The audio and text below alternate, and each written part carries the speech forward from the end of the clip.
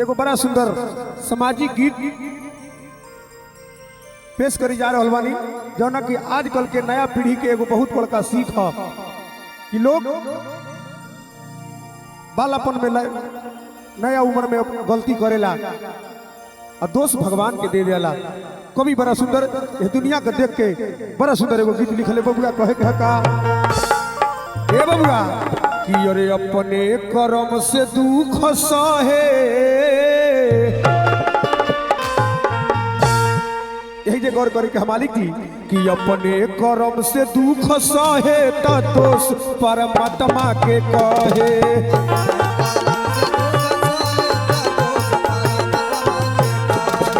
अपने कर्म से दुख सहे त दोष परमात्मा के कहे। क्या बात है भिखारी, क्या बात है।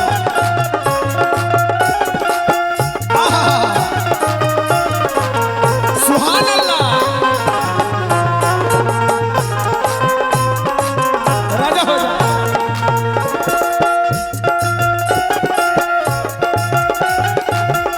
बहुत सुंदर,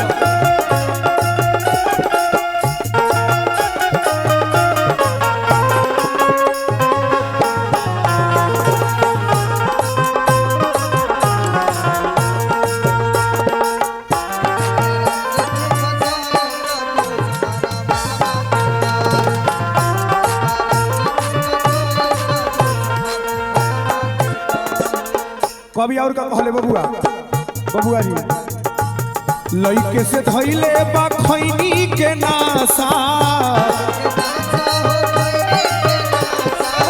लइके से धइले बा खैनी के नासा, एही से दांत के बिगल नु गइल दासा, एही से दांत के बिगल नु गइल दासा। ए बबुआ ता 40 में भरान लागे धहे बबुआ जी 40 में भरान लागे धहे तो दोष परमात्मा के कहे।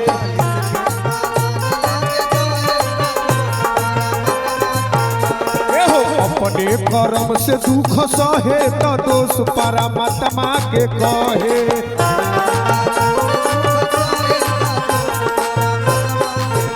क्या बात है,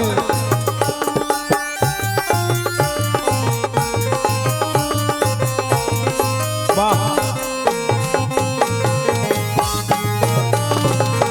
राजा हो जा, राजा हो जा भिखारी हो, यही दुनियादारी हो, दुनियादारी।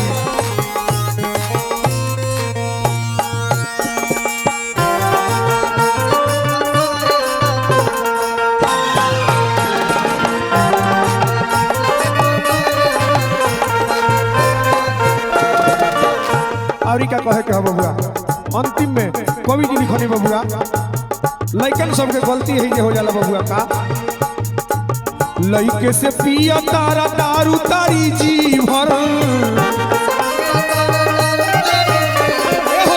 लइके से पिया तारा दारू तारी जी भर,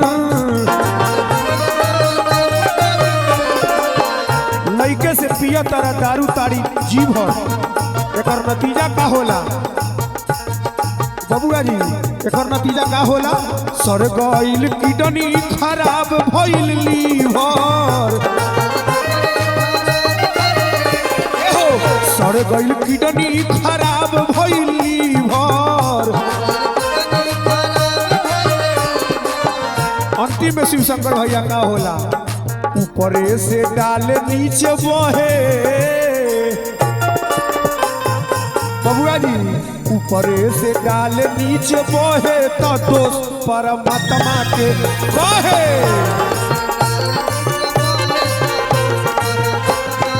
अपने कर्म से दुख सहे तो दोष परमात्मा के कहे। अपने कर्म से दुख सहे तो दोष परमात्मा के